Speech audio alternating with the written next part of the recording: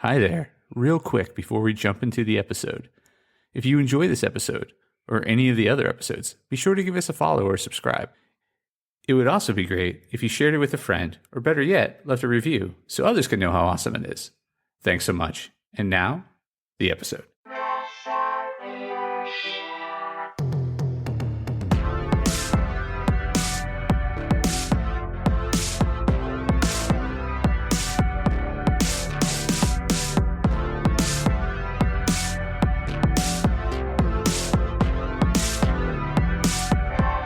Hey there, Press Starters, and welcome to the Press Start Leadership Podcast, the podcast about game-changing leadership, teaching you how to get the most out of your product and development team and become the leader you were meant to be.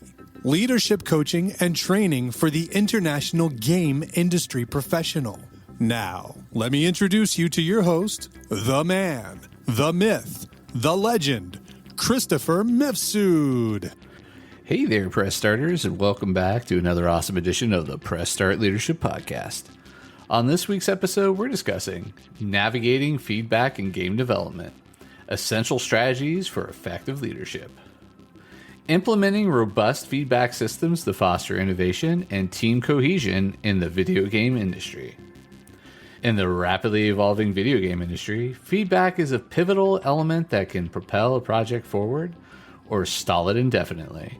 For leaders, knowing when to take feedback and when to set it aside is not just a skill, it's an art form. This comprehensive guide delves into the nuances of handling feedback effectively, distinguishing between constructive insights and unhelpful criticism, and nurturing a culture that values meaningful dialogue. Here we explore actionable strategies to manage feedback in a way that aligns with leadership goals and drives game development success. Understanding the impact of feedback. Feedback in the video game industry can come from many sources: team members, peers, playtesters, and the gaming community at large. Each piece of feedback carries potential insights, but not all are equally valuable or applicable. Leaders must develop the acumen to filter and prioritize feedback to enhance their decision-making processes. Actionable steps. Categorize feedback. Upon receiving feedback, categorize it into constructive feedback, criticism, or unsolicited advice. This initial sorting can help in deciding what comments require deeper analysis. Immediate reflection. When feedback is received, especially if it's critical, take a moment to reflect on it before responding. This prevents knee-jerk defensive reactions and allows for a more considered approach. When to take feedback. Feedback, when used correctly, can be a powerful tool for growth. It can highlight unseen issues, offer new perspectives, and reinforce successful strategies. And here's some actionable steps. Reflect and analyze. Allow at least 24 hours to pass when you receive feedback that doesn't immediately resonate. Use this time to see if any part of the feedback can be integrated or if it reveals something previously overlooked. Seek clarification. If feedback is unclear or seems misaligned with project goals, seek further clarification from the giver. This can uncover the root of their concerns and provide clear direction on any actionable insights. Evaluate the source. Consider the expertise and intentions of the feedback giver. Feedback from seasoned developers, industry peers, or targeted user groups often holds more weight than unsolicited advice from less informed sources. When not to take feedback. Knowing when to disregard feedback can be as crucial as knowing when to heed it. Not all feedback is created equal, and some can detract from a project's vision and goals if not properly managed. Some actionable steps. Align with vision. Disregard feedback that significantly deviates from the project's core vision and established goals. If the feedback would lead the project astray, it's prudent to set it aside. Assess relevance. Filter out feedback that does not apply to the specific context or stage of the game development. This includes outdated advice or suggestions that do not align with the technological or creative direction of the project. Consider constructiveness. Ignore feedback that is purely critical without offering any constructive solutions or insights. Focus instead on feedback that aids in building and improving the game. Nurturing constructive feedback. Building a culture that promotes valuable constructive feedback is essential for continuous improvement and innovation within a game development team. Some actionable steps. Education on feedback. Train your team on how to give and receive feedback effectively. Emphasize the importance of being specific, objective, and respectful. Create safe spaces. Foster an environment where team members feel safe to express their opinions and concerns without fear of dismissal or retribution.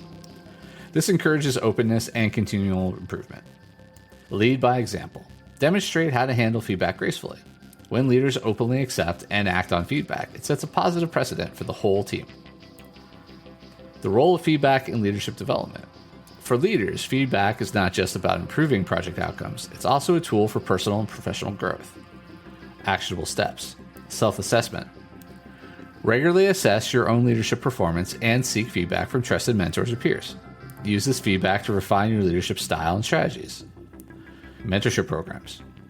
Participate in or create mentorship programs where you can both provide and receive feedback from other leaders within or outside of the industry. This can provide new insights and help you avoid common leadership pitfalls. Continuous learning. Stay engaged with industry trends and leadership theories. Attend workshops, seminars, and courses that challenge your thinking and provide new frameworks for managing teams and projects effectively. Formalizing the feedback process. To make feedback a cornerstone of your studio's operations, it's essential to formalize the feedback process. This helps in maintaining consistency and ensures that every piece of feedback is given due consideration. And here's some actionable steps to do so. Implement structured feedback systems. Establish regular intervals for feedback sessions that involve all team members. This could be in the form of weekly reviews, post-mortem project analysis, or periodic one-on-ones. Feedback integration in project cycles. Embed feedback loops at key stages of your game development cycle. Ensure that there are predefined points where feedback is expected, reviewed, and acted upon. Documentation and tracking. Keep a record of all feedback and the actions taken as a result. This not only helps in tracking progress, but also in identifying patterns that could indicate large systemic issues or opportunities. Enhancing feedback quality. The quality of feedback can significantly impact its effectiveness. Encouraging detailed, actionable, and constructive feedback helps prevent misunderstandings and focuses efforts on continuous improvement. Some actionable steps for this. Feedback training workshops. Conduct workshops to teach team members how to give and receive feedback effectively.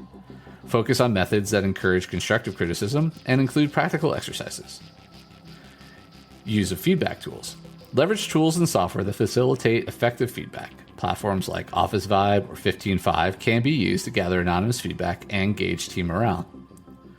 Feedback advocates. Appoint feedback advocates within each team who are trained in best practices and feedback management. They can guide their colleagues in both giving and receiving feedback. Building a feedback responsive culture. The ultimate goal of emphasizing feedback is to nurture a culture that not only accepts feedback, but actively seeks it as a tool for improvement and innovation. And here's some actionable steps. Cultural reinforcement. Regularly communicate the importance of feedback to the studio's mission and values. Share success stories where feedback led to significant improvements. Reward and recognition system. Establish reward systems that acknowledge individuals and teams who effectively use feedback to make significant contributions to projects. Promote openness and transparency. Lead by example by being open to receiving feedback and acting on it publicly. This openness from leadership can significantly influence the studio's overall culture. Dealing with feedback saturation. While promoting a feedback-rich environment, there's also a risk of feedback saturation, where the volume of feedback can become overwhelming and counterproductive. Some actionable steps for this. Prioritize feedback. Develop criteria to prioritize feedback based on its potential impact on project outcomes and business goals. This helps in managing the flow of feedback and ensures focus on critical areas. Feedback filters. Designate team leads or managers as feedback filters who can assess and channel feedback effectively, ensuring that only pertinent and constructive feedback reaches decision makers. Balance feedback schedules. Avoid constant feedback loops that can lead to fatigue. Instead, schedule feedback at meaningful intervals to allow time for implementation and assessment of changes. Continual improvement through feedback. To maintain competitiveness in the dynamic video game industry, studios must continually evolve and adapt. Feedback is crucial in this process, providing insights needed to refine strategies and operations continually. And here's some actionable steps. Regular feedback reviews. Schedule quarterly or biannual reviews to assess how feedback is being used within the organization and its impact on game development processes. Incorporate external feedback. Regularly include feedback from external sources such as user testing groups, industry peers, and consumer data to provide additional perspectives and validation. Adaptive feedback strategies. Remain adaptive in your feedback strategies. As a team and projects evolve, so should your approach to managing and integrating feedback. Some final thoughts. Effective feedback management is not just about dealing with criticism. It's about fostering a proactive, informed, and cohesive development environment where every team member is empowered to contribute to the studio's success.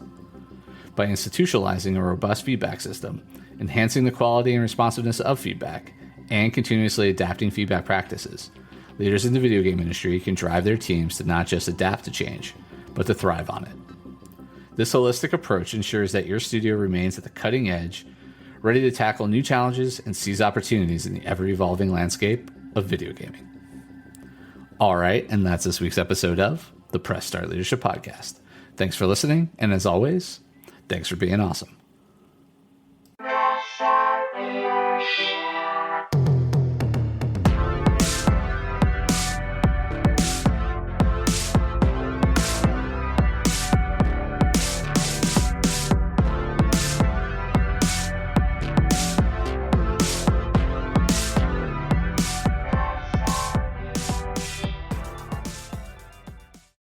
Oh, hi.